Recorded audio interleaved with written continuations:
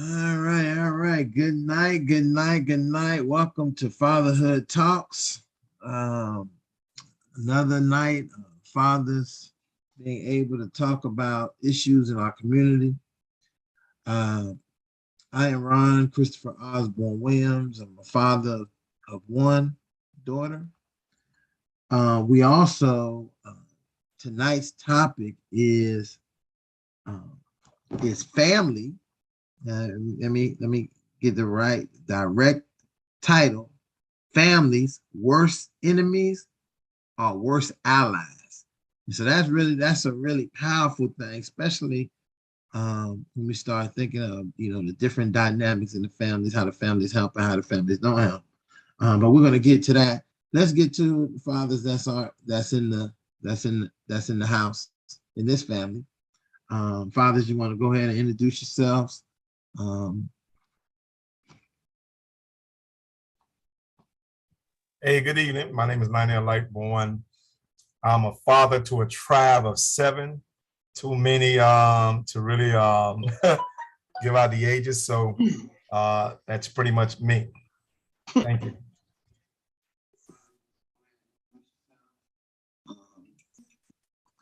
Good evening, J. Rob Menard, father of 2, 26 daughter, and 18 is my son.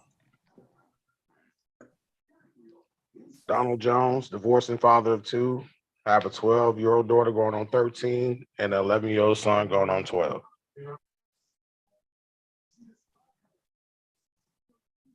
Brian Person. Am I okay? yeah, you're good. Go ahead. Okay. Brian Person, father of 2 sons, aged 39 and 26 years old. Larry Jordan, father of 2, grandfather of 1, 26 and 34, and grandson is 10.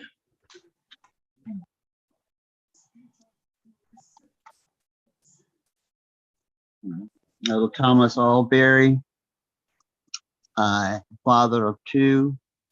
They're both in their 40s. They're married, and I have 7 grandchildren, 5 girls and 2 boys. Mm.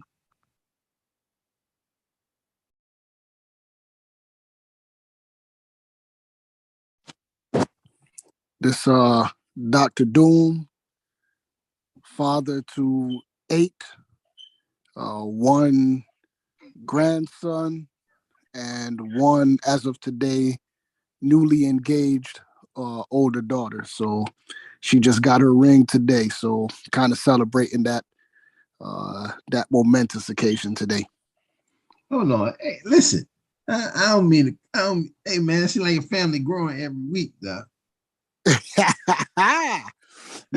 Hey, before a lot of family was bigger than yours. Now all of a sudden, now you done leap hopped them by two kids. Now that's what we like to hear. That's beautiful. That's beautiful. Thank you. And tell your daughter congratulations on engagement, my brother. Most definitely, man. That ring all over WhatsApp and Instagram right now.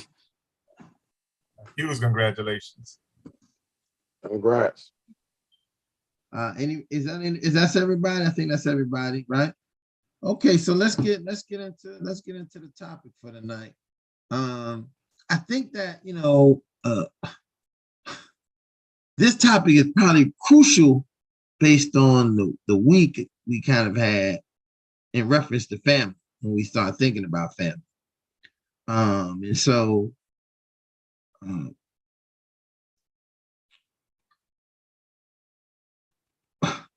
also, I almost want to put out there was a video also that's going around right now, and I can't not leave it out because I think it's crucial to this idea of family as well. I don't know how many people may have seen it, but I know it's really big right now on social media about the brother coming to bring his child some McDonald's, and the mother was upset because he didn't bring McDonald's for the other kids in the house. And that's an important, I think we're going to hopefully can touch on some of that as well, because that's really talking about what it means to be a father to a family even sometimes when it's not completely a family. So let's open up the floor. Ideas about, when you think about fathers, your worst enemy and worst ally in your family, what are the first experiences that come to you, ones that you think about? And does that mean that these worst enemies or worst allies have to be negative? And I think that's sometimes I think, what can there be, have that reverse psychology? Well, Ron, I think if I'm going to dive into the history of it, I think we, particularly as a people of the African American culture, suffer from a lot of derogatory narratives. What I mean by that is when you have a narrative like Black people are their own worst enemies, right? And so this is where you start. You got to start from certain narratives like that and colloquialisms like that states that Black people are our own worst enemy. And so I would know that absolutely historically not to be true, because I can tell you two entities that hate Black people more than we assume Black people hate each other. You understand? Number one, I'm a God-fearing man, so I know nobody hate Black people more than the devil. That's number one. And number two, I'm civically engaged, so I know nobody hate Black people, or Black people couldn't possibly hate each other more than racism does. And so when we got two enemies that's greater than Black people, greater than Black families, then we have to change that derogatory narrative into a more practical narrative that says, hold on, you got two entities that I know hate you factually more than you think you hate yourself. And so we have to really liberate ourselves from those narratives, because those narratives actually kind of perpetrate and infiltrate our families for generations, so much so that we have the one narrative that Black people are their own worst enemies. And then we have the other narrative that evolves into the crab in the bucket thing. And so when you have that, you have a certain division that's not so much perpetrated as it is calculated. And what I mean by calculated, because the division of slavery still does what it was created to do. You understand? And that was to separate the Black families from when they came here. And so the fact that you were separated when you came here doesn't say you're your own worst enemies. It's saying you would have a problem or be at a deficit of being your own worst allies. So Black people, you're not your own worst enemies. You are your own worst allies. Now, and that just goes to the things that when you have different nuances and disagreements and stuff like that, I'm like, that really happens in every family. But what's unique to our families are the fact that how we came here and how we exist here. And the plot that really separated when we was here, that's the journey or the pilgrimage of trying to come back together, not just only as a family, but as a people.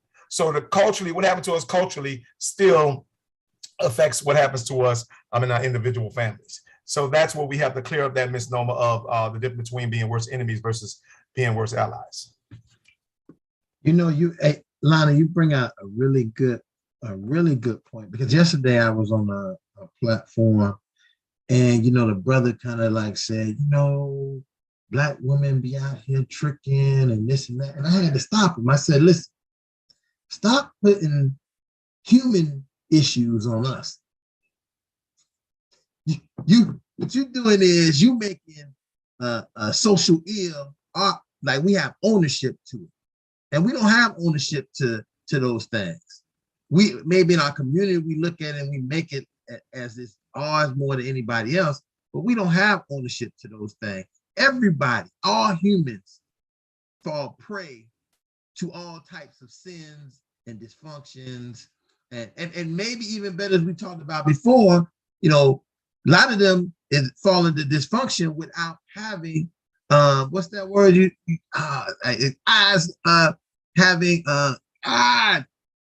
was coming right out my mouth. I should have just said. We're not dysfunctional. We are disenfranchised. Let me get it right so I can put it in the right term, because that's it. That's a very important aspect to be able to really look at this idea that you know, everything that is negative is rooted to us. And I think that is based on the supremacy and the reason how we got to this country, and how do you keep people in bondage in any way? Destroying their family. The only way you destroy the family is, you know, cutting off the head and then telling them that they're not worth anything. Even though you can look and clear now, I bleed the same thing, I breathe the same way, I read the same way, I do the things the same. And then it taught us to always, and I want to get to that, blaming ourselves and ultimately blaming our family. You know, we got the black sheeps in the family who don't do but what are they not doing? You know, and what are we not doing to help them to do? You know, and so we have to think about those things. Those things are important, but it really comes with that. I love that you say that we have to, and I think as fathers, we must initiate this idea that you're not going to speak negative about me as I own negativity. I don't own negativity. I can own something being wrong. I can own having flaws. I can own being human, but you're not going to make that the makeup of who we are as a people and as an individual. So again, listen, I know we got some new guys on here. Don't just jump in. You don't have to wait. You don't have to put a flag up. If you feel this, you know, it's almost like if you feel it, jump right in the cipher and give your thoughts. And again, I'm going to come back to that question.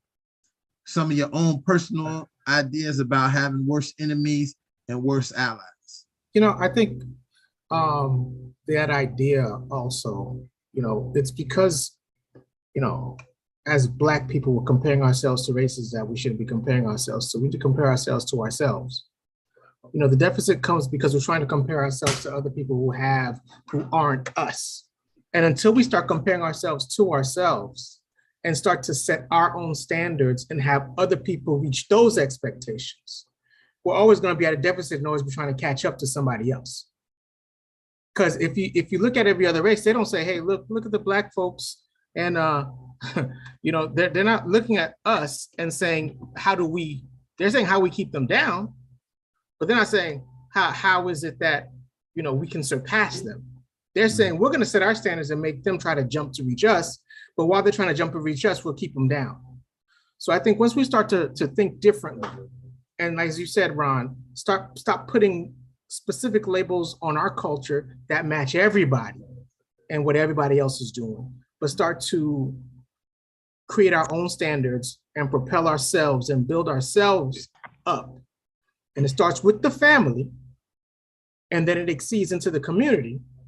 That's the only way we're going to reverse all this thinking, like Lightborn was saying, where we stop putting the negative tones to us and start putting the positive tones to us. I think that's very good point. Very good points made. And I think one of the things that we definitely have to look at is two words that really, really matter and don't get a lot of attention. And one is content is one thing and context is another. And I think we have to always look at that context and definition. And it's been said that one of the greatest powers that any group or individual can have over another individual or group is the power to define. So if I'm doing the defining, guess what you're doing? Constantly trying to live up to whatever I define as a man, a woman, a family, successful, and we're constantly trying to adjust and meet someone else's standards.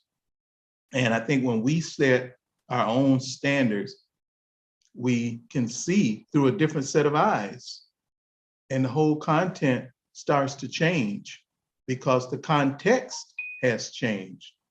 And we need to do this with no apologies, okay? No apologies. This is who we are. And if I can say this, I'll say this. I don't know how many other people feel like this. I hope as many people as possible. but I think I had the greatest father in the world. I really believe that. Okay. My parents had 14 children, and 11 of the 14 were males.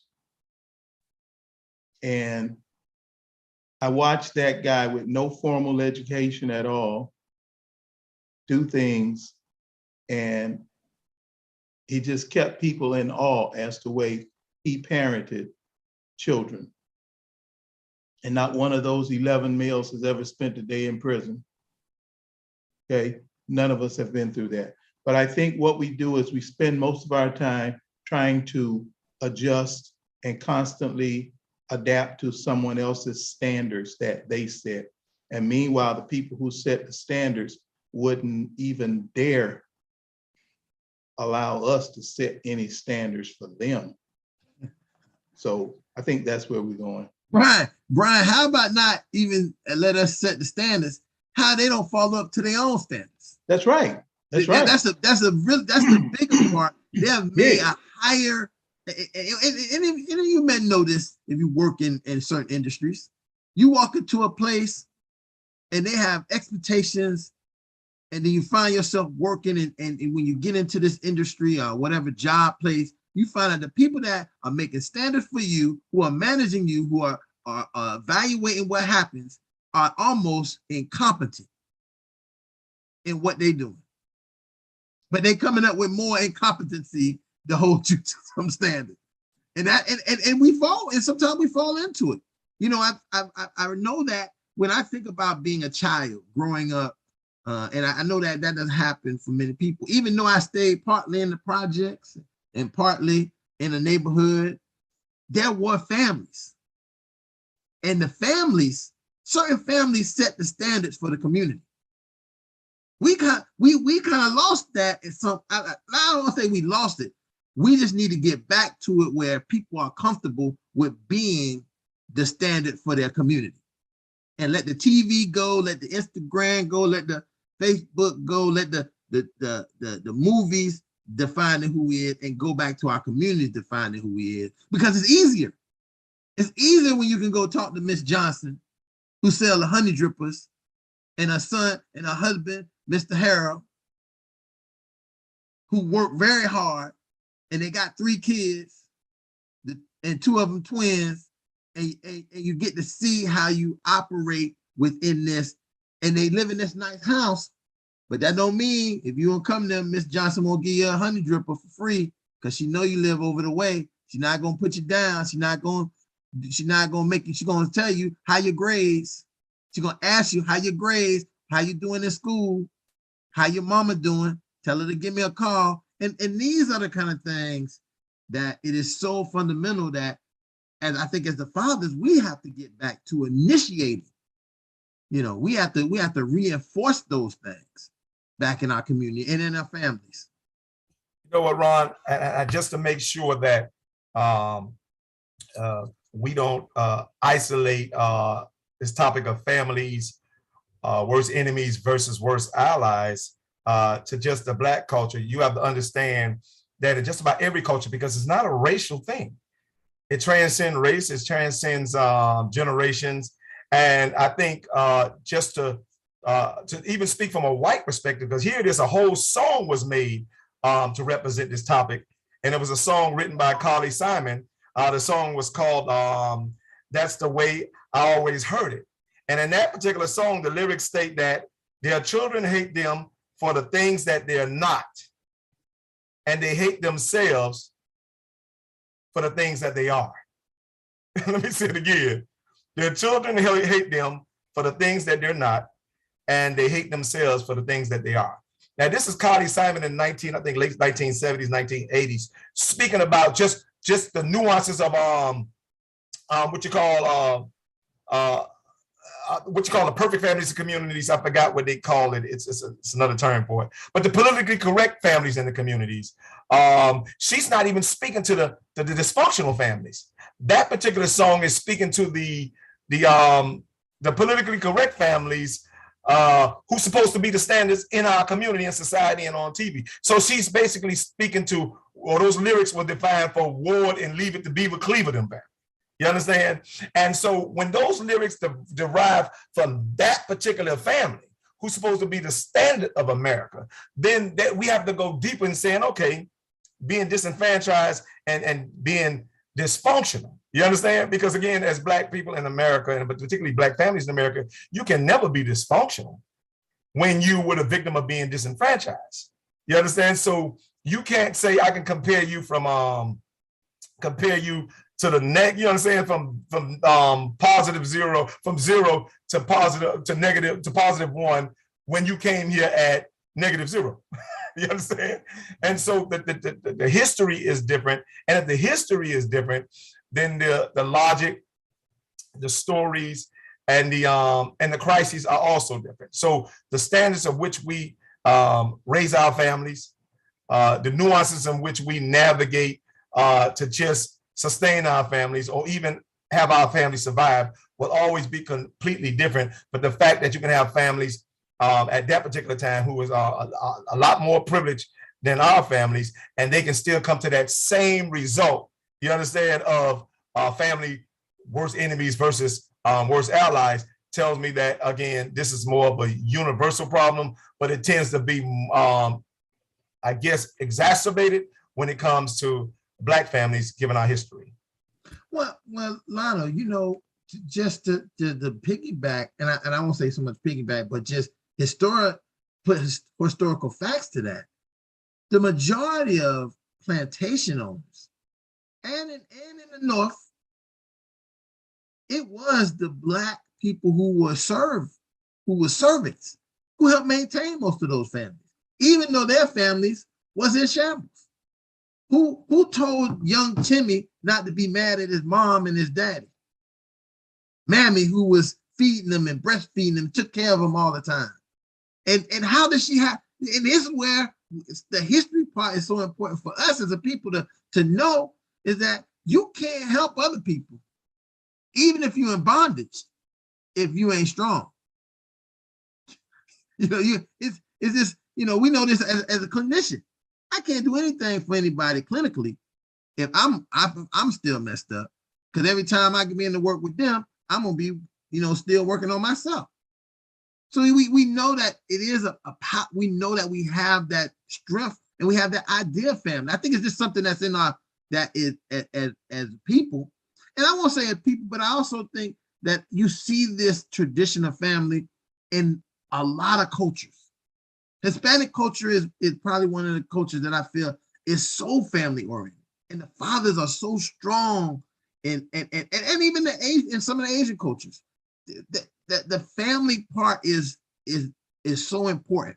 And when they become Americanized, they kind of lose some of it. And you know, because of America, the brake lights, the big money, people kind of lose some of their morals and values that they have established as a family structure. But and many times we will tell ourselves that we don't have any of those morals and values when we do. And I know somebody said, well, you got the uppity Negroes who are going to tell you this and that. Listen, they ain't no uppity Negro. This is somebody who has self-esteem about themselves and know that they want to look and be a certain way and represent a certain morals and values for their family. Don't come down on them because they have a way. As long as they're not hurting you, they're just saying this is a standard for us. And that goes across the board for everybody. If you don't mind, I wanted to hit on something, Ron, that you said earlier, because sometimes we kind of underestimate. Can you guys hear me? Yeah, you loud and clear, Herman. Go ahead, my brother. Is the role of those extended people in our lives play? You talk about that neighbor. I know personally myself, one of the biggest father figures that I had, not to say that my father didn't play a big role in my life, was one of the deacons that I grew up with in the church. Being able to reach out to the members, and especially the men, especially the younger men, to be able to be an example and set that tone for us and teach those meaningful lessons. We used to have something on fourth Saturday called the Men and Boys Breakfast, where, you know, we used to bring up certain subjects and give people a chance to talk and tell us what was going on and different things. I know the theme where it says worst enemies, worst allies, but sometimes those extended people in our lives also play a big role as far as the fatherhood and shaping how we do things. And I know for him, with me, he definitely shaped me. He definitely taught me things like honesty and working and doing the right thing no matter what. He taught me how to tie a tie. My own dad didn't know how to tie a tie. He was in the service. So I taught him something that Deacon Mears taught me. So I know that sometimes we have those great expectations on just, how a family should be. Sometimes it doesn't happen beyond our, some things are beyond our control, but not forgetting that those, neighbors, those teachers, those coaches, those uncles, how important role that they play in the lives of especially men. Because sometimes they can do things and be there when our own dads can't be. You had that uncle that pull you to the side and say, boy, my brother crazy. If he catch you doing that, you going people had the conversations. So I think sometimes that's something that doesn't get talked about enough and doesn't get appreciated enough. Those people, those extended people in our lives that extend that, they may not be our actual dad, but they extend that fatherhood role as far as shaping our lives and shaping our manhood. Herman, I love how you said that because I think it's been warped into the idea for you to have a mentor or somebody as a mentor means that you won't have no father. It got to be a deficit to have a mentor, and it's not. A mentor is a person who is in an area who can, and as I see, can speak to you differently than your father. And differently than your mother.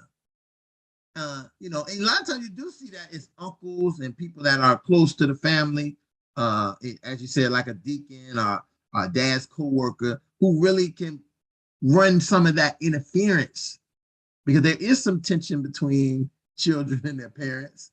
And sometimes children are in that developmental stage where they need to hear it from somebody else because they not heard so much from their parents over and over again, that they think they know some more than their parents know, and they need somebody to balance it out. I think that's just a human puberty thing. So that's a really great point.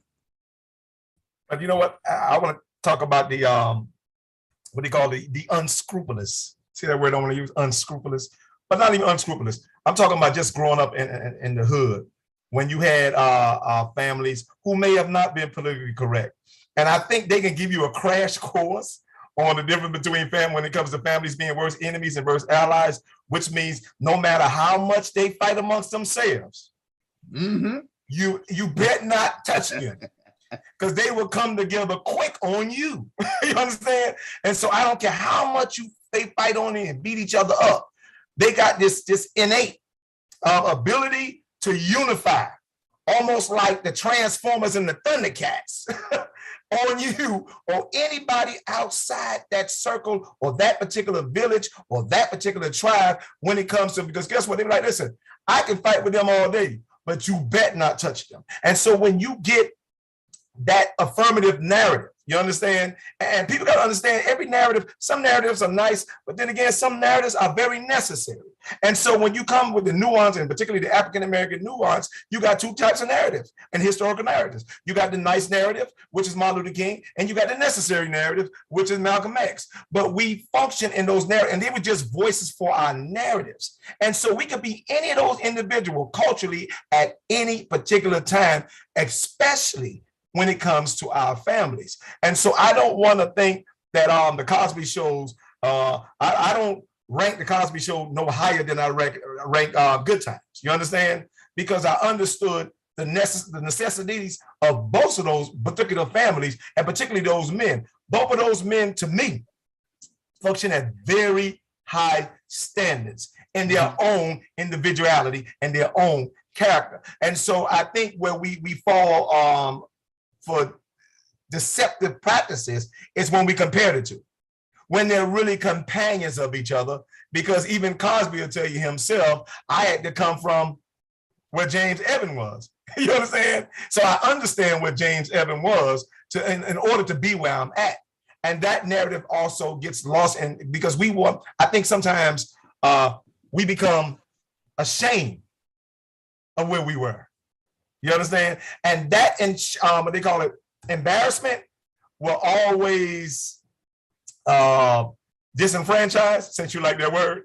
Embarrassment would always disenfranchise your empowerment. And so you may be in an empowerment situation, but if you still have any embarrassment of what your history is and where you came from, then that embarrassment will override your empowerment.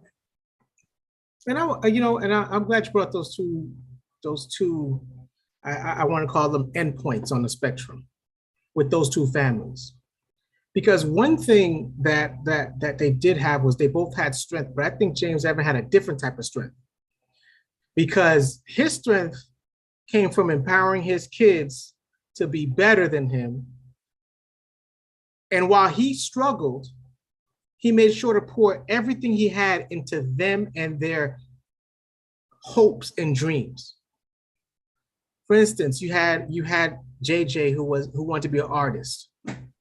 Now, for most people, most families, you go and say, I want to be an artist. They're going to tell you, what are you going to do? That ain't going to make you no money. That ain't going to do nothing for you. Where that father pushed him to do his art, to be the best he could be, to find something in his path.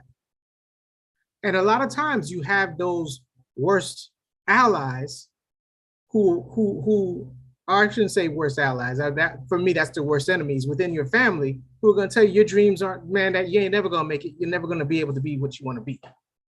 And then you had him also pushing his son, who wants to take the path of being a lawyer, to excel, for him to go to school, stay on top of him, to keep his books, tell him he could do whatever he wants to do. And those are two different, and I use those two, and I know they had the daughter who want to do stuff in her own right, but I use those two in the family, because you'll find that a lot of people will squash that artist dream because it's not something that they're used to. It's not something that they find to be something that could be successful, while they'll nurture that lawyer dream. And for him, that strength, for me, that strength came in the fact that he nurtured both those desires equally and tried to set them both on that path so they both can be successful in both of their dreams. So that's where, for me, his strength was just a little bit more, because he did it out of sheer will, versus you have the spectrum of Bill Cosby, who had the money, who had the wife was a lawyer, he's a doctor. And it's just a matter of keeping his kids on a path versus having to struggle to get them to succeed on the path. And so I think those are two different, that's why I call them two different bookends on that spectrum.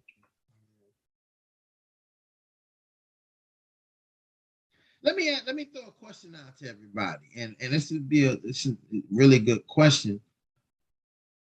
When you start thinking about having a sense of family members feeling close to one another, what does that mean to you? What does that look like? What have you experienced it to be, having this sense of family members feeling close to one another?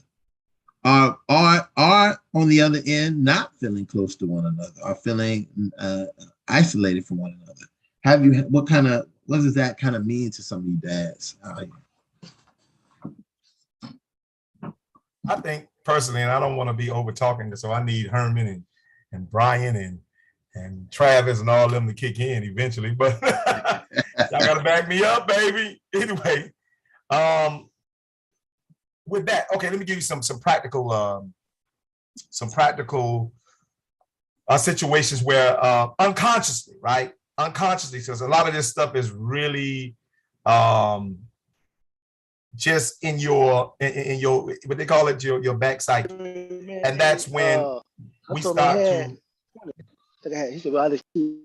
okay, when we start to for instance, when we're raising our kids, you have two sons and I have two sons. I had one son who was very outgoing. I had one son that's Lord forgive me. I have two sons. When they were younger, one was very outgoing, the other one was very laid back. And so they would label one good and one bad. And this is where the unconscious stuff comes in at.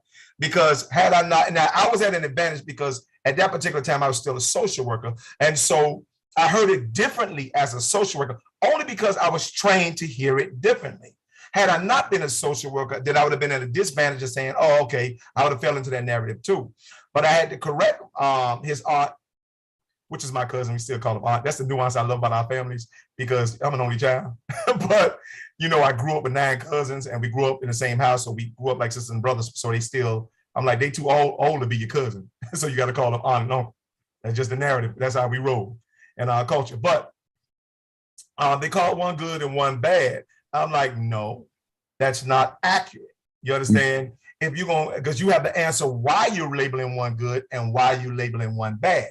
If you call him outgoing and the other one is laid back, then just say one is outgoing and one is laid back. But I think oftentimes in our culture, we don't have the real depiction, right, of our own character. And so we just get to what they call basic elementary stereotypes. And we function within those stereotypes. Oh, if that one is more outgoing, he's bad. You understand? Which simply is symbolic of saying you shouldn't be black and vociferous. You shouldn't be black and voicing your opinion. Or you shouldn't even be a child and voicing your opinion. And because you are black or you are a child and you're voicing your opinion, then guess what? That makes you bad. Mm-hmm. And because he's more laid back and he listens, and again, it doesn't make him more dormant. It doesn't make him more of a slave because he's listened. It just, he takes his time to answer, he processes. And so again, I couldn't really, and this is where you got to determine whether you're going to be an ally or enemy within your family, because I was at an advantage.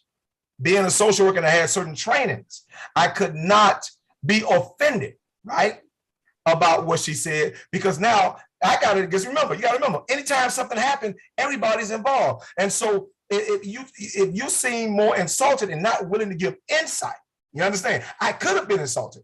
But then again, I didn't have the right to be insulted because I had the knowledge to give the insight. And if you have the knowledge and the wisdom to give insight, then you do not have the right to be insulted. And that's the problem.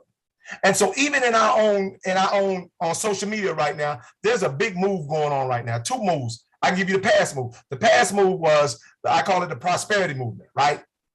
Happens in the church, it was happening everywhere. Oh, you can have this, you can have that, blah, blah, blah, blah, blah, blah. Okay, so that was the last 25 to 30 years, there was the prosperity movement. Now I see them, and when you're part of one movement, then you can see I'm more proactive now, so I can see the other movement that's happening. You know what the next movement is? Matter of fact, it's happening right now. If you don't believe, you go on your social media page and you look, and I can tell you exactly, go on your church page, and everybody's got on one accord with this dumb message. And you know what it's called? It's the personality movement. And the personality movement speaks about you and your interests and how you have the right to be selfish, even though you're privileged enough to sacrifice it, and you know enough. And even the Bible said, to whom much is given, much is required. You understand? Which means if you got a lot, it's required that you give a lot. But if we can't give simple tolerance amongst each others, and it's all about me, and I'm like, listen, how could we be on here entertaining one person's side of the story, and call the other person a hater, and we haven't even given them their due process? Even there's a system that we claim that hates us, give us better due process than our own culture sometimes. And that's why we struggle between the nuances of being worse enemies versus being worse allies. And that's the problem that I have. You know, like when you said something and about the education of the people that are around you when it comes to certain things. And oftentimes you may run into them saying, especially when it comes to the kids, you're just being delusional. He's delusional. He can't see it because he just wants to ignore that there's a problem because he thinks the kids are perfect. But like you said, it's that education that you have that they don't. That, and I don't, you know, sometimes they'll never see it until later on. They'll be like, well, you know, he did have and never admit that you were correct on it, because they just say, well, he just outgrew it. And a lot of times without that education, people don't understand that there's no outgrowing, it's just learning. The child has now learned to be a different way, or to redirect himself into a more positive channel. Because when we're dealing with kids and we're dealing with the outgoingness, that outspoken child, you have to, like I was saying before with the two families, you have to nurture that. Sometimes that outspoken child will have a place in politics. That outspoken child will have a place somewhere where he can uplift a voice that can't speak for themselves. And so we have to nurture that and not suppress it. And oftentimes as parents, especially Black families, we want to suppress that voice. Now, I'm not just saying let your child be outspoken and cursing or do all this other stuff. There's a way to direct them properly and teach them still the proper ways to manage themselves amongst people, right? But don't stifle the growth that you can channel into a more positive aspect. And so I'm glad you brought that up with the families and everything, because that's what it is. Well, I think that. Oh, go ahead.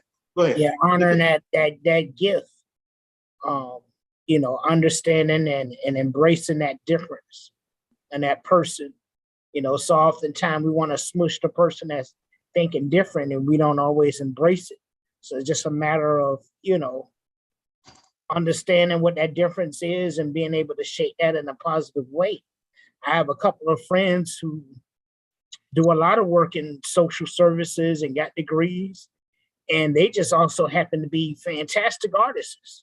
They paint, they got they have the Instagram pages, and they are awesome artists. But they also one's retired, one's a retired clinical social service worker. He worked for UM, and then another gentleman, he works with young adults, helping them get their GED. They also had that other aspect of it too. So just imagine, someone trying to smush that aspect of it and discount that. You're going to have a person who's not a whole person. So, man's gift, makes room for him. That's what the word says. And, we have to be prepared to accept that difference and nurture it.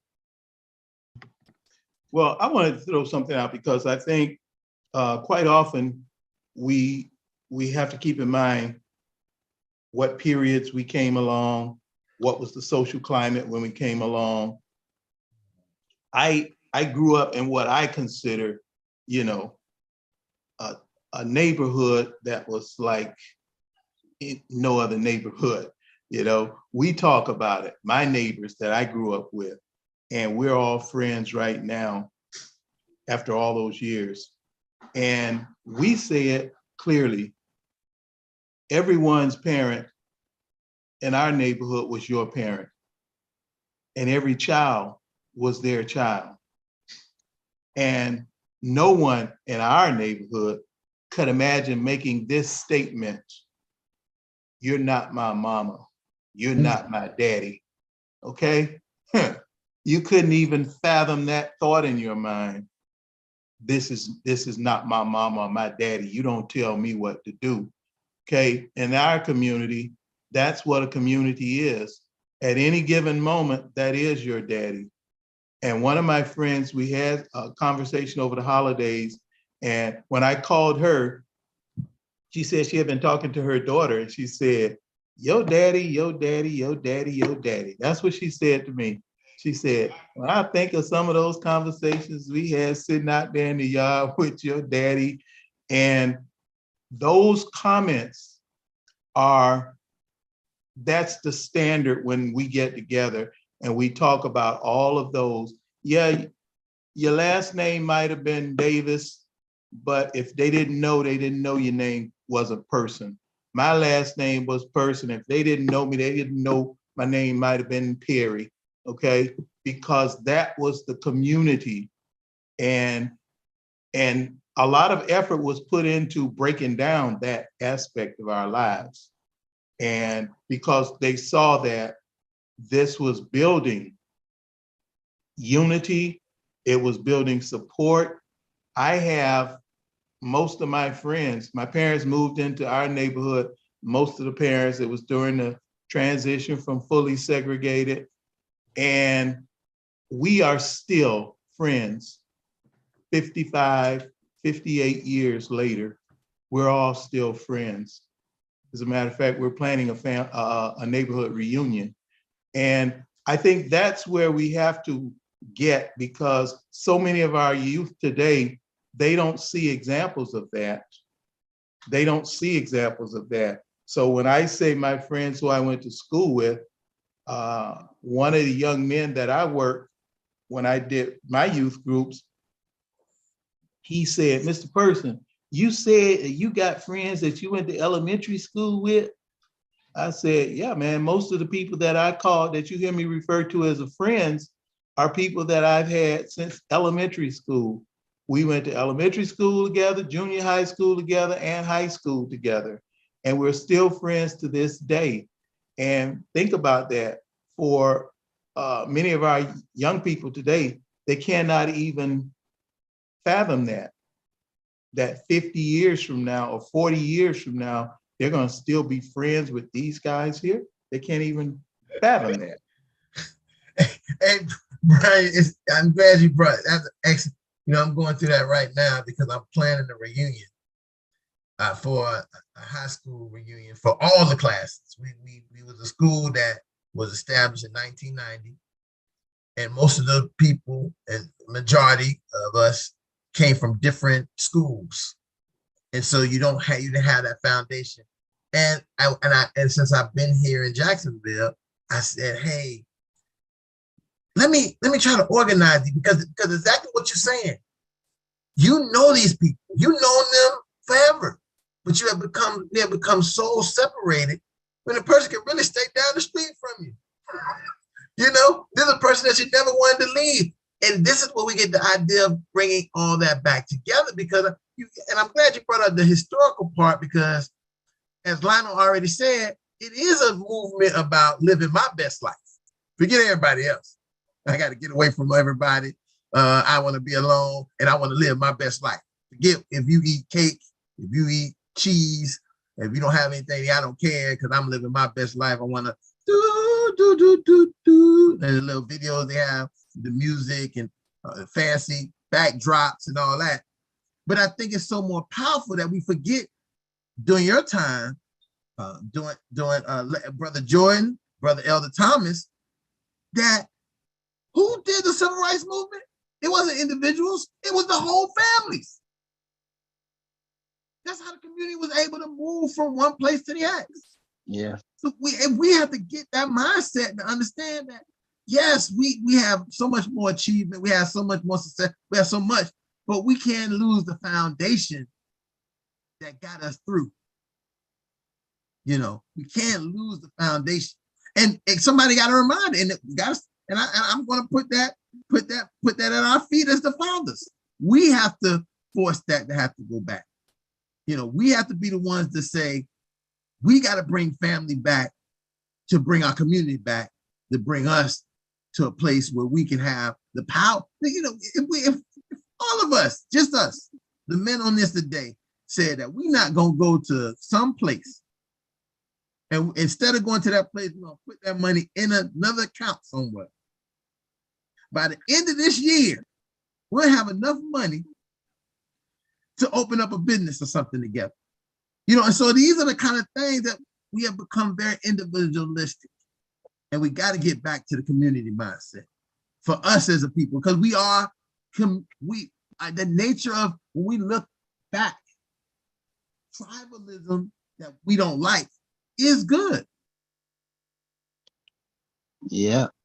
Hey, Ron. Okay. Yes, sir. Ron, I just want to say I mirrored Brian, this person's what he was saying, because I grew up in Pompano. We had Coleman Elementary, and that was basically where all the black kids went from first grade to sixth, and then we went to Blanche Ely from 7th to 12th grade. And I can remember, you know, the teachers were involved in your life. If you did something in school, the teachers on the phone calling your parents or stopping by your parents. And And the same thing as far as the community itself. You said yes, sir, no, no, sir, yes, ma'am, no, ma'am. And none of this, you're not my daddy, you're not my mama. Because they were allowed to tear up that bottle and then go tell your mama about it or your daddy about it. Can I ask you a question, Elder Tommy? And I think Brother Brian, and I think Brother Jordan. But was some of that to protect us and the community? Because if we did certain things outside the community, we could find ourselves in a not a good, well, probably not a good place at all. Of course, yes, it was. You couldn't go down to Fort Lauderdale Beach, say you was gonna go down there, swim, and do what you want to do, right? No, you had to go to that beach in Dania. All black beach in Dania. You're right. That's exactly right. It was definitely part of it. That was part of it. And I also want to throw one thing, because I feel fortunate, and those of us in our neighborhood, we grew up in Alapata, okay, and so my brother and one of my brothers, my sister-in-law, and things like that, they were some of the first Black people to go into Miami-Jackson Senior High School and things like that. So that's when the school desegregation walls came down. But we are fortunate enough to still have contact with some of our high school teachers and coaches. And one of the things that I find very enlightening, especially with our young people, is that they don't know their neighborhoods. They don't know from whence they came. Mm-hmm. They don't know some of the people who lived in their neighborhoods, who went to their schools. And when they start to find out about it, you can see some growth there. Because one of the examples that I use, we just saw the NBA championships go on, and Golden State won it. And I asked the group, the kids, and I said, what do you think about that Klay Thompson guy? Oh man, that Klay Thompson, I love watching Klay Thompson. And I said, well, guess what? His dad was a basketball player too. And his dad was in my sister's class at Miami-Jackson in 1974. And it said, what? I said, yeah, his dad. His dad's named Michael Thompson. And he was the first player drafted when he came out of college. I said he ended up winning 2 championships with the Los Angeles Lakers. And now this kid sees things a little bit differently. You can see that chest stick out a little bit now. You know, man, you know who went to my school? You know who did this, you know?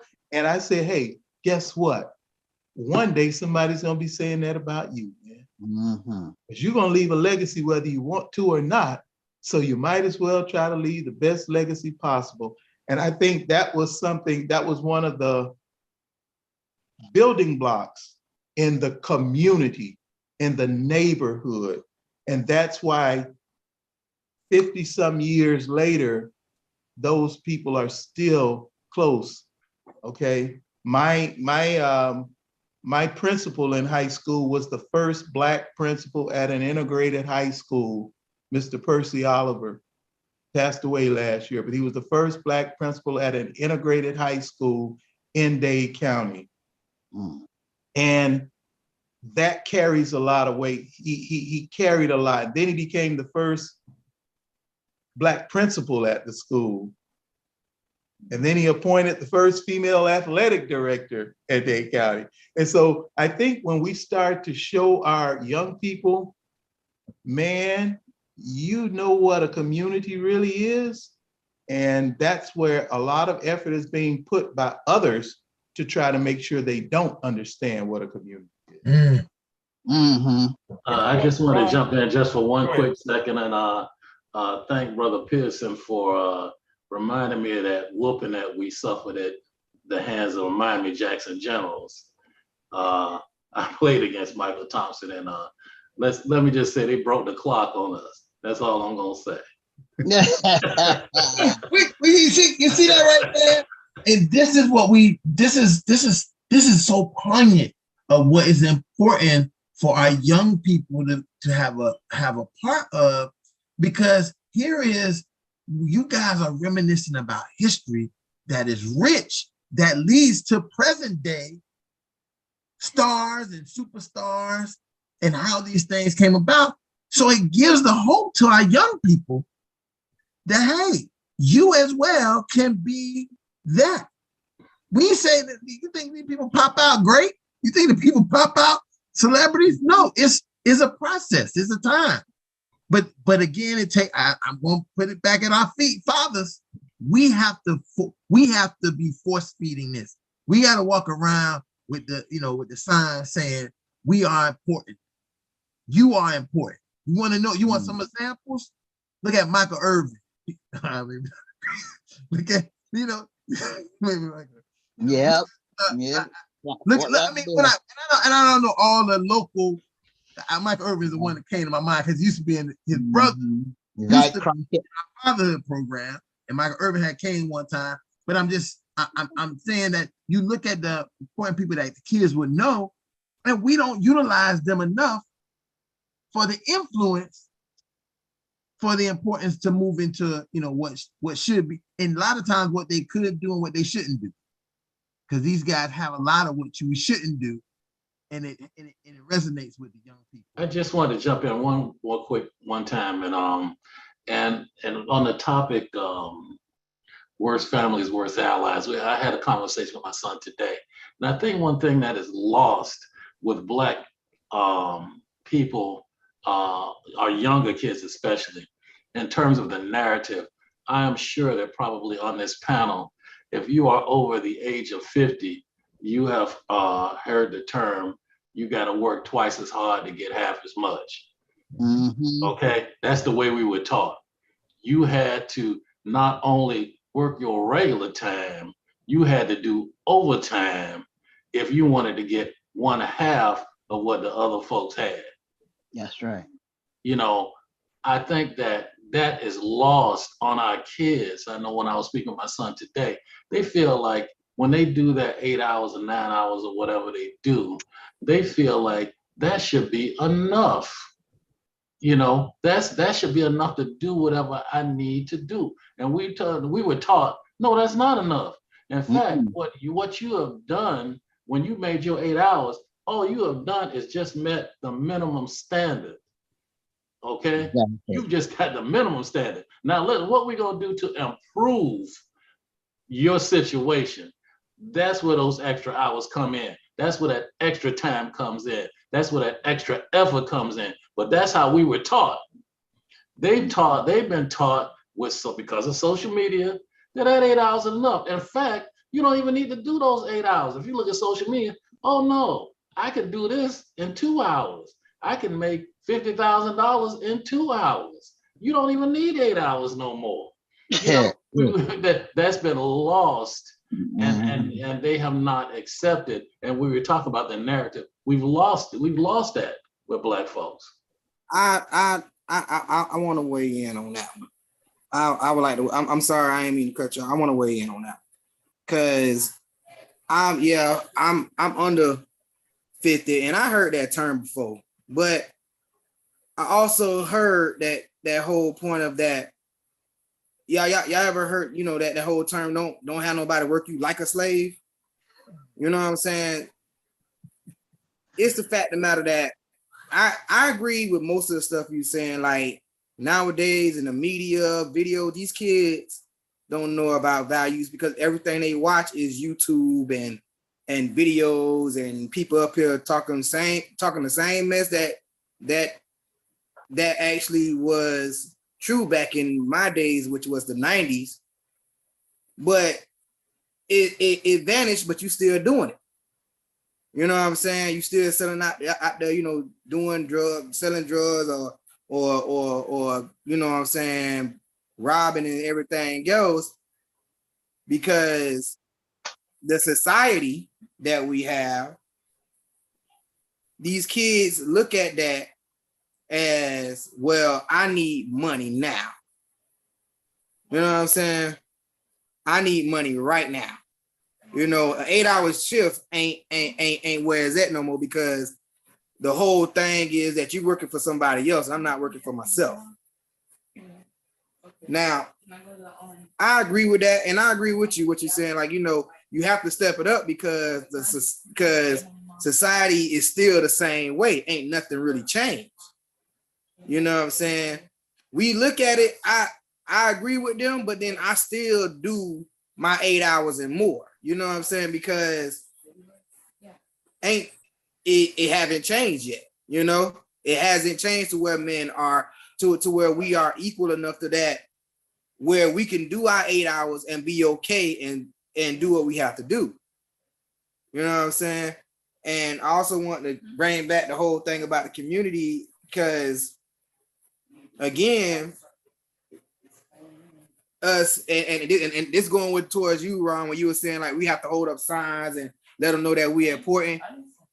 If you are the dad or the stepdad and nobody listens to you, or nobody, you know what I'm saying, everything you saying as a stepdad or everything you saying as a dad get overturned, you can't get that community, because everybody want to be on everybody else's page.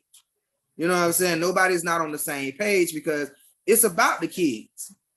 It's about, you was a child at one point.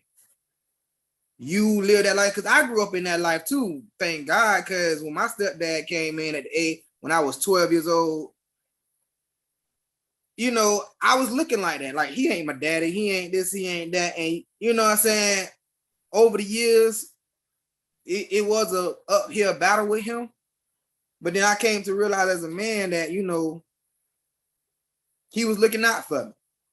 Cause when I used to go to North Lauderdale, he had a sister, or I think because you know, she's my auntie, I think a sister or a cousin or something, who was a receptionist at the school.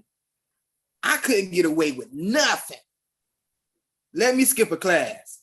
I come home, that belt sitting right there, and the first thing pop out her mouth was, "How was your day?" You know what I'm saying? And I feel that, you know, we can argue, we can fucking get yelled till we blue in the face, but if nobody's not paying attention to us, it ain't gonna never be no community.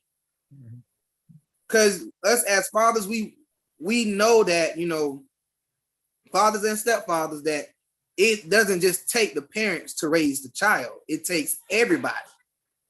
But if the parents is not of accord, and who your friends is not, or whoever you got around is not accord, then you basically you know, an island on yourself. You know what I'm saying? And that has to do with the whole thing. Like I'm coming back to, and I'm coming right back around to it. It comes back to the whole media thing. You know what I'm saying? Rap music, the stuff that these kids try to, everything is, oh, I have to self-grow, I have to self-this. And some of the stuff I see kind of makes me upset. Like people talking about, oh, my stepdad got loud with me, so I had to fight him. Or, you know, oh, he can't tell me nothing because you're not my dad. And the mom is like, you're right.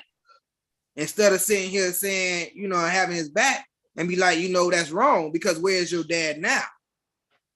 Or if your dad is in your life and your stepdad's in your life, they're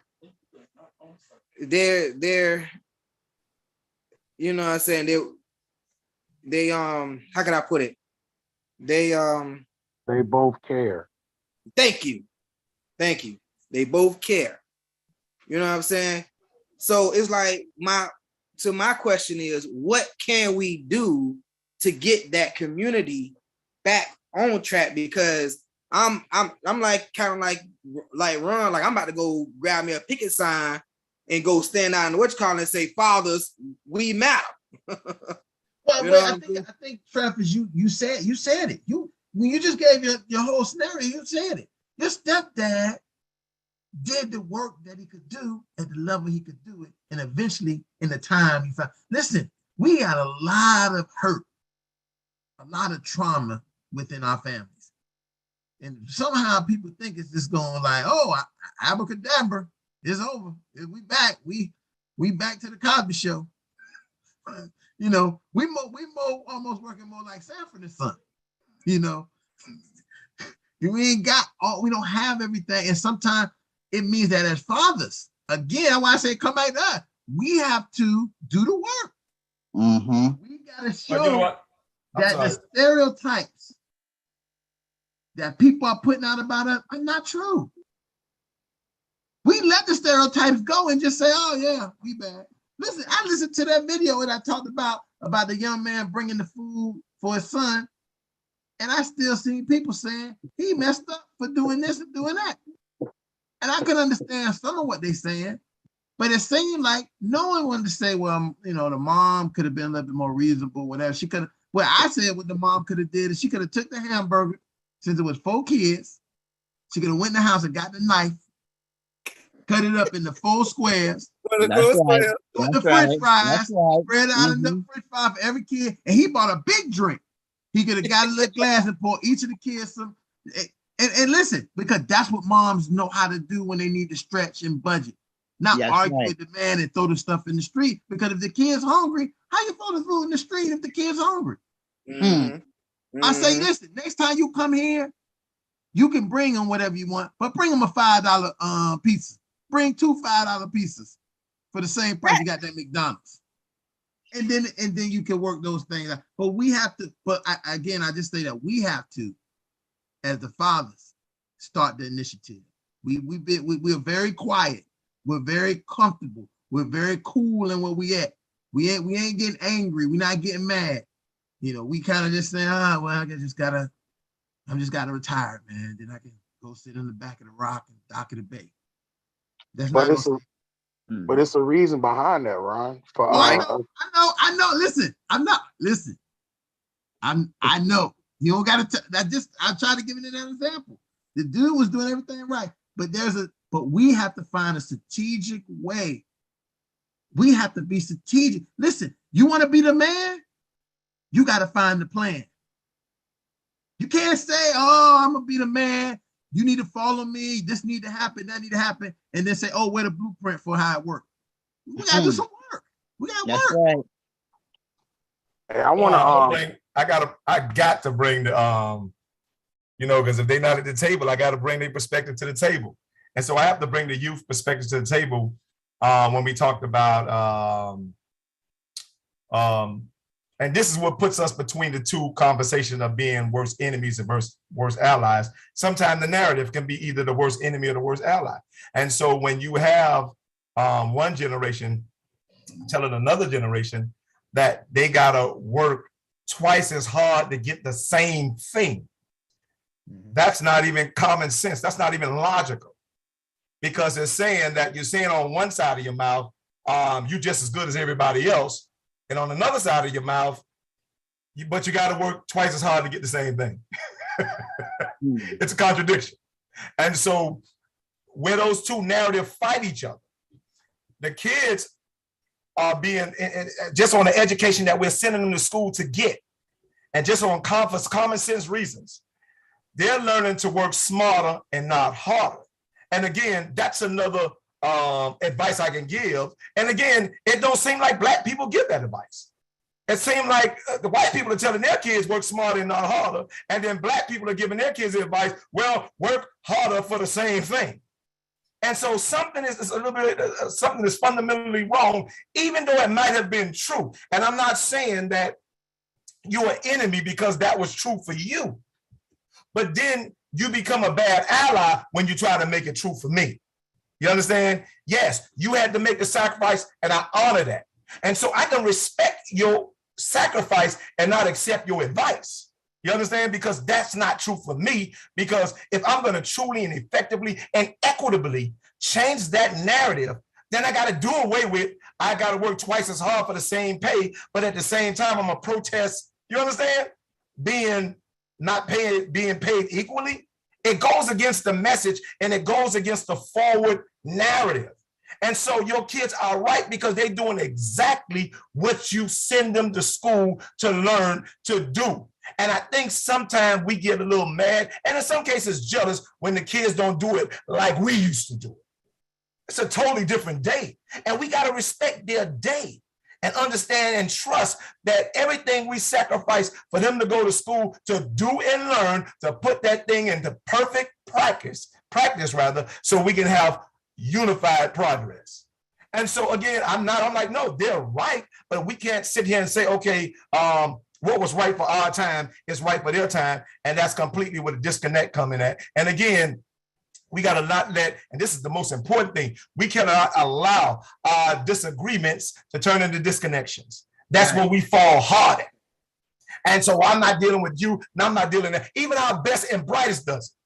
And if you go into the history of different fraternities and sororities and wonder why they was one and now they split up into 100 different factions, that should tell you. And that's our intelligent folks. You understand? And so we don't even know, I'm talking about even at the intelligent, even at the church, one church, now 100. Started out one church 100 years ago, 100 church 100 years later. Something fundamentally wrong with that. And so I think until we unify that narrative of we can, you understand, we don't have to treat disagreements like disconnections, then we can have a more unified, equitable, cultural narrative. You know, Linus, just let me just I say think that 1 minute. go ahead. I just want to say this one thing. And our curriculum 24/7 Dad speaks to that. And it talks about honoring what your children want, even though that you want them to do what they need to do, because that's called being able to hear them, because they on the streets, they there, you're not there. And then you guys can work that. Here's where you're bonding your relationship the better. You're hearing them telling you the stuff that's happening, and you telling them what you know, and y'all put it together, and then you send them out with both. It's not a dictatorship. We might think that parenting is a dictatorship, but it's not. It's a collaboration. Now we more of the collaborator than the kids, but it's a collaboration. And I think, you know, what Lightborn was saying, I agree. And but I'm gonna take it a little bit different, because I coming from the perspective of you got to work twice as hard. I think now this day and age, like Lightborn was saying, you don't have to work twice as hard, but you just have to work smarter. And one thing that I always do when I talk to my kids, and when they're starting the workforce, so I have one son that's going into the workforce, I say, you have to make yourself invaluable to any job that you're at. And it's not putting in overtime, it's taking your job, but learning someone else's job too. Cross-train yourself. Because that's working smarter, not harder, because once you start to cross-train yourself, you may not use those skills at where you're at, but you could put it on a form that you know it and get a better job later on.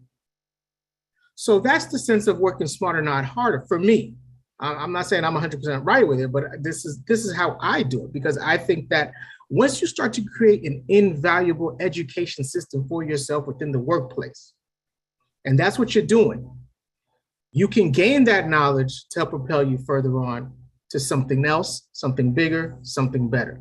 Because Lightborn was right. We send our kids to go get that education, so they're doing exactly what we want them to do. They just don't have to do it our way, right? But they can get some enlightenment to help them succeed their way, rather than we try to hold them down and tell them, no, your way is wrong. You got to do it my way because I think my way is better. Times have changed. Expectations have changed. And Gene, you said it right. Because if you force them to do it your way, they'll never come and tell you they did it wrong, because they don't want to hear I told you. Oh, okay. Listen, I don't have an issue with anything that y'all said. I think that you're absolutely correct. What I was referring to when I said smarter, that we have to work harder, twice as hard, what I mean is this, is that you have to put up a standard. And when I said the first 8 hours that you put up might be for your family, okay? The next 8 hours that you put up is going to be for you, okay? What you're gonna do to move your family forward. And what I mean by that is this: if you go and you feel like your 8 hours is enough, and when I get off, now all I wanna do is smoke marijuana and act crazy, okay? You're wasting your time, right? Okay, what I'm saying is that time, after a while, because you will learn as you get older, that time is much more valuable than money. because you can have all the money in the world, run out of time, and see what happens. Okay, that you need to use your time wisely, and that you need to move into a situation, regardless of however you do it your way, whatever you use, but use your time wisely. And I'm saying your 8 hours that you put in to maintain your family structure is not enough. Use the next time that you have to move forward for you. And however way you want to use that would be fine. That's all I was saying. Hey, Big Larry, Big Elder Larry, I gotta humbly respect and have an issue with a few things that were said. For one, marijuana is not a drug. That's actually a medicine. And I already knew Ron probably gonna be laughing about this because I'm an avid smoker. But at the same I knew time, that was gonna come up. but at the same time, You should I'm have just said being something honest. else. I should have said something else. You know you can't say nothing that I'm just people being need honest because it actually is medicine because it allows me to deal with my PTSD, my pain, and it also allows my mind to slow down a whole lot so I can think the process through of anything I have going on. But to speak on the topic that we got going on for worst enemies, worst allies, the biggest problem about that is what we all stated is the disconnection between us and the youth and how we deal with things. And it's a lot of times, not speaking on people that are here and people that are listening, we don't know how to take a back seat to our children and listen to what they're telling us. And we forget that we were children once before. And the fact that we forget we were children, we forget how we thought as a child. Meaning when things came to us and we didn't like it, there wasn't much we could say. We can only act out. Some of us were outspoken. Some of us went and did other things. Yes, we got our butts whooped by the community because I was a part of that. I was a part of that where the community grew up. You knew everybody. Teachers came by. Pastors came by. I was also raised in Pompano in front of Blanche Ely, so I'm well informed about everything that you're talking about, especially the history of it. But what happened to the disconnection between my parents and myself is not a disconnection between me and my children, because I learned how to listen. I learned how to take a back seat to what I know as a parental role. And I had to learn from them because they decipher and they receive things a whole lot differently than we did, especially with the internet. The internet now is the streets for them. That's just it.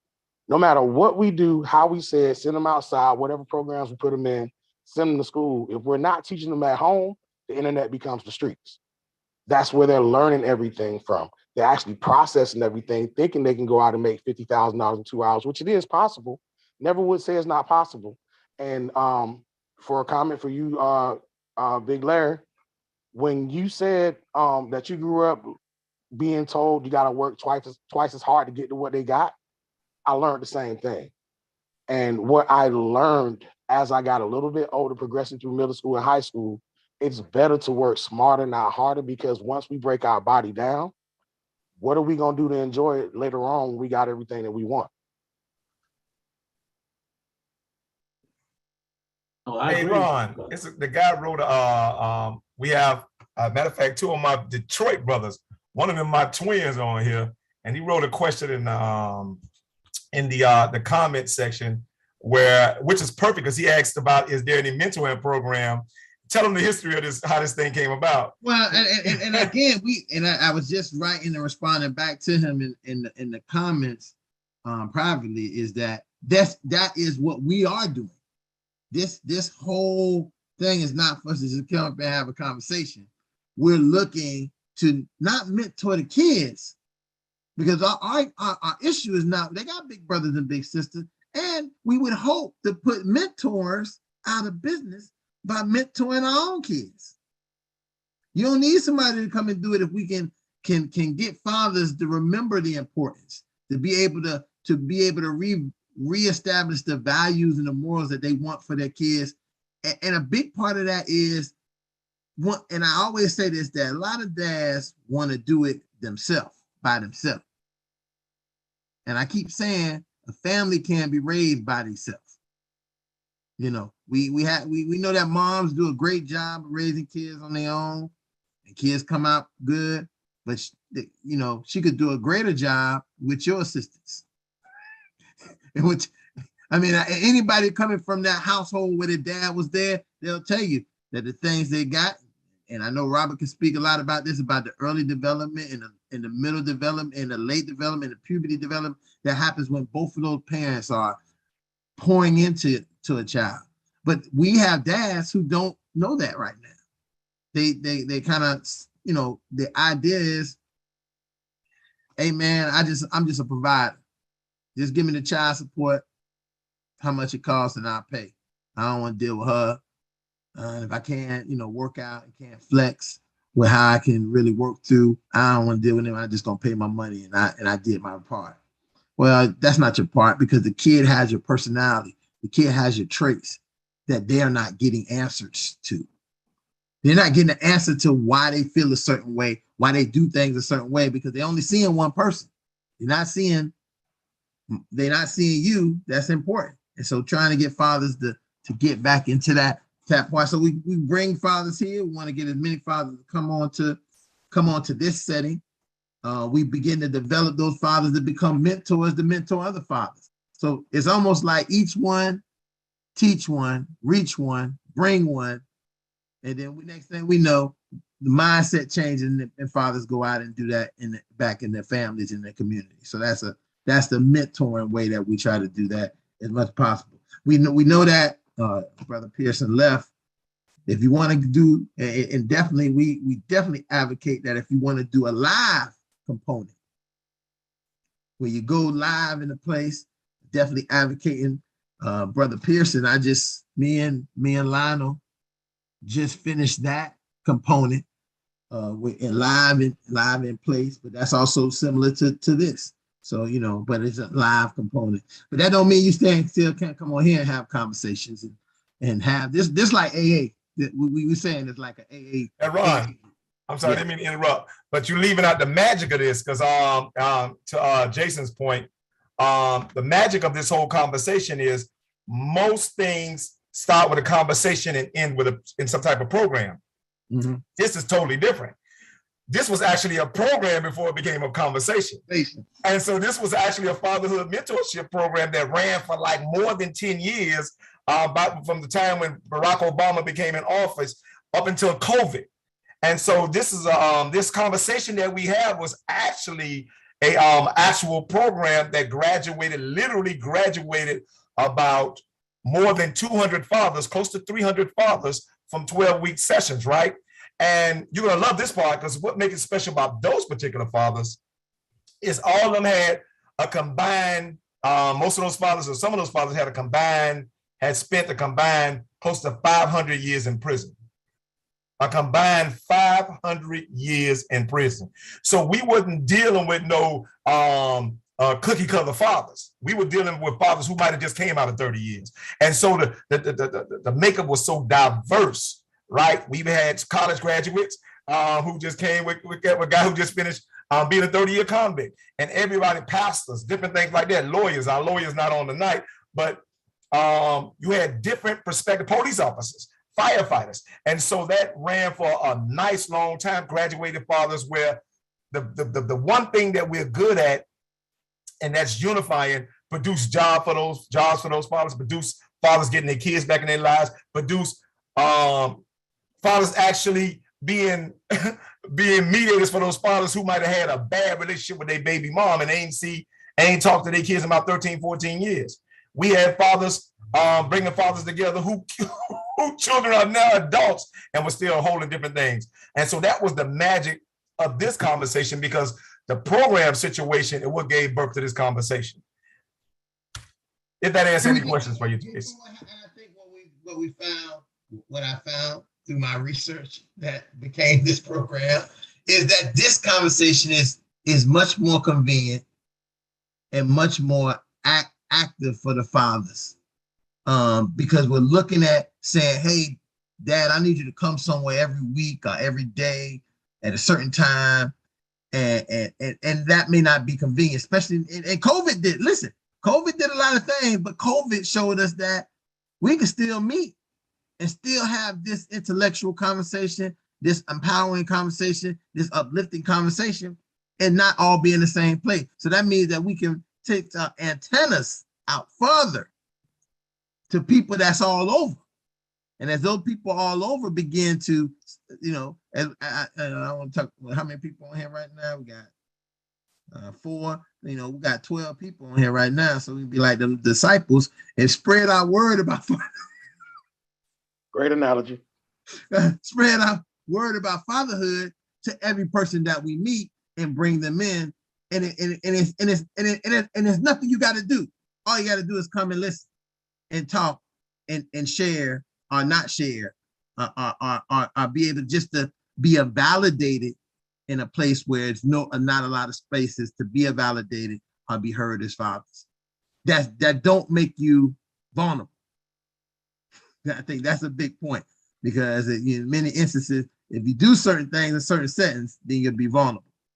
You know, you be the simp dad, or the weak man, or these things, where all the fathers here, we all face the same things. We have one thing in common, that we have someone in the world that's dependent on us. Sometimes we got more than one person that's dependent on us to provide them and set up what the legacy they're going to leave for us. So it's a big exchange, and it's important. And so I just want to add this last point, Ron, and then you can go ahead and do your thing. But when it comes to the topic of families, worst enemies versus worst ally, I think what Elder Thomas and Lawrence said, which is my civil rights brothers, the difference between then and now is because, and I'm talking about within our communities and our families, is they were raised by the whole model. And see, we always saying about the village. I'm like, if you were raised in the village and everything that you explain depicts the whole model. And then we left this generation's, you understand, to be raised by the role models. And there's always a difference between a role model and a whole model. The only difference between a role model and a whole model is you get to see the positive and negative nuances of the role model. I mean, of the whole model. But of the role model, you only get to see the positivity. And so they don't understand even how to have disagreements and still be friends. See, that's what you guys got to see. You guys got to see the whole model, where you can see your parents have a disagreement or your neighbors have a disagreement and still look out for each other. Mm-hmm. You understand? As opposed to having role models, we see the positive, but we don't know how to have a disagreements, and then we looking out to shoot each other.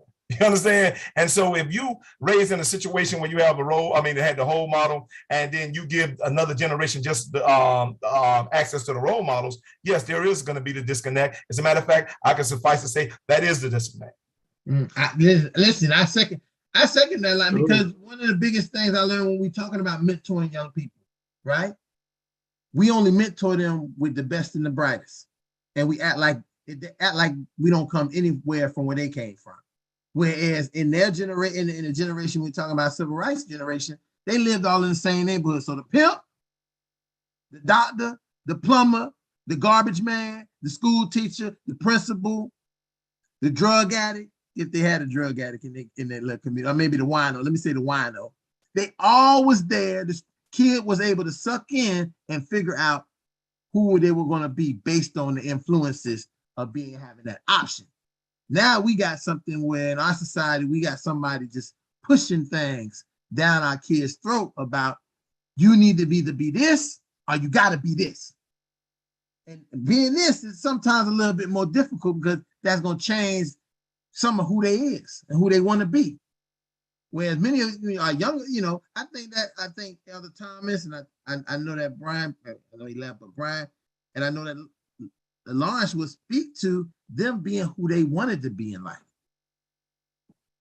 They had the opportunity to be. They didn't have that strong influence of, you gotta be this kind of person to make it. Now they did have the, you gotta be better than, because I think that was just the better to be safer.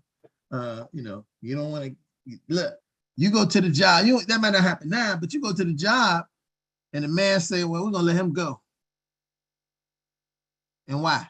Because he didn't come back early enough on his lunch break. He shouldn't have even had a lunch break. And many of us don't know about that kind of thing. But some of us go in and don't come back for a lunch break for 2 hours. And then tell the people, man, what y'all tripping about?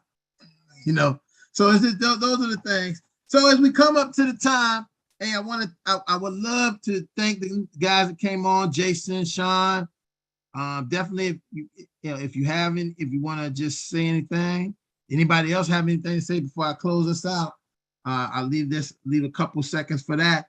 Other than that, I'm going to get us up out of here on time.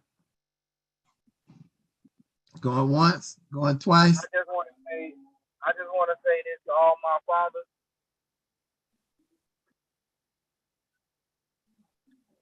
Be headstrong. That's how you become the head of the family.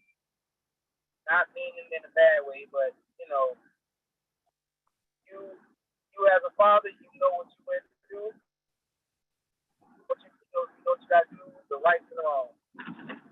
And they'll see that and they'll follow your lead. I had a scripture, but I lost it. But it's the whole thing about sheep and lambs and shepherds. Oh my God. Totally forgot it. It's okay, we got it. Listen, if you want to be a good, I'm just gonna paraphrase for you, brother. If you want to be a good shepherd, you got to know how to lead the sheep. And leading the sheep is taking care of the lambs. Woo! Boy, I'm good. I'm better go to the. All right, now, Pastor. I know, brother. I'm not a pastor. I'm just a guy quick on his feet. Maybe a spoken word poet, maybe, but not a pastor. All right. So with that being said, gentlemen, if you repeat after me, I am. I am. I am. I am. I am a man of honor. I am a man of honor. I am. I am. I am. I am. I am a man of courage. I am a man of courage. I am. I am. I am. I am. I am a man of respect. I am a man of respect. Gentlemen, can you hear me? I said that I am. I am. I say that you are. You are. I say that we are. We are. Championship. Father. Yes, sir. Yes, sir. When you see us flex like this, it's not to show off our muscles, but to show that we're holding our children. That's right. And so it's really important that we're not using our masculinity. We're using our support for our families and for our children. Yes. Thank you for joining us tonight. Again, if you didn't like, subscribe, share, please do. In the rewatch, if you rewatch, please, if you want to know how to come on tomorrow night to the private fathers group, it'll be in the comment section. I want to thank everybody who joined us tonight. Good conversation, gentlemen, and we'll see y'all back here next week for another episode of Fatherhood Talks. Yes, sir. Good night. You guys. All right. Good night. Good night. Good night.